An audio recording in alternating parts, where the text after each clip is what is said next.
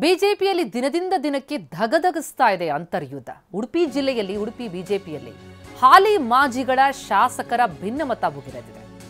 ಈಗ ಹಾಲಿ ಶಾಸಕ ಯಶ್ಪಾಲ್ ಸುವರ್ಣ ವಿರುದ್ಧ ಮಾಜಿ ಶಾಸಕ ರಘುಪತಿ ಭಟ್ ಕಿಡಿಕಾರಿದ್ದಾರೆ. ಉಡುಪಿ ಡಿಜಿಟಲ್ ಸಿಗ್ನಲ್ ಸಮಸ್ಯೆಯಿಂದ ತಾರಕಕ್ಕೇರಿದೆ ಈ ಕಚ್ಚಾಟ. ಟ್ರಾಫಿಕ್ ಜಂಕ್ಷನ್ ನನ್ನ ಯೋಜನೆ ಎನ್ನುವ ಕಾರಣಕ್ಕೆ ನಿಲ್ಲಿಸಿದ್ದಾರೆ. ಈಗಿನ ಶಾಸಕರ ಬಗ್ಗೆ ನನಗೆ 100ಕ್ಕೆ 100 ಬೇಸರ ಇದೆ. ಪರಿಷತ್ತು ಚುನಾವಣೆಯಲ್ಲಿ ಸ್ವತಂತ್ರವಾಗಿ ನಿಲ್ಲೋದಕ್ಕೂ ಅವರೇ ಕಾರಣ. ಬಿಜೆಪಿ ಯಾವ ರೀತಿ ನೋಡ್ಕೊಳ್ತಾ ಇದೆ ಅಂತಂದ್ರೆ ಬೇಸರವಾಗ್ತಾ ಇದೆ ಅಂತಿದ್ದಾರೆ ರಘುಪತಿ ಭಟ್. ಬಿಜೆಪಿ ಇತರ ನಾಯಕರು ಕೂಡ ಈ ಬಗ್ಗೆ ಯೋಚನೆ ಮಾಡಿಲ್ಲ. ಯಶ್ಪಾಲ್ ವಿರುದ್ಧ ಆರೋಪಿಸ್ತಾ ಇದ್ದಾರೆ ಮಾಜಿ ಶಾಸಕ ರಘುಪತಿ ಭಟ್.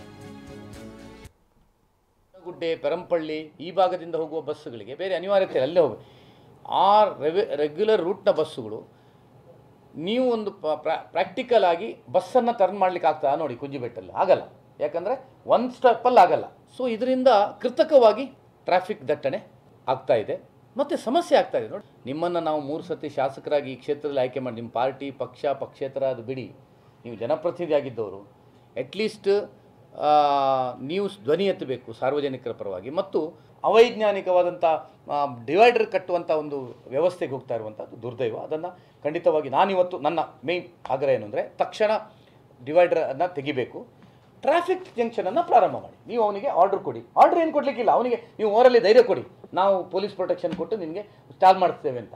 ಟ್ರಾಫಿಕ್ ಎಲ್ಲ ಸಿಗ್ನಲ್, ಇದು ಮಾತ್ರ ಅಲ್ಲ, 13 ಸಿಗ್ನಲನ್ನು ಚಾಲು ಮಾಡಿ ಉಡುಪಿಯ ಟ್ರಾಫಿಕ್ ಸಮಸ್ಯೆ ಪರಿಹಾರ ಆಗ್ತದೆ.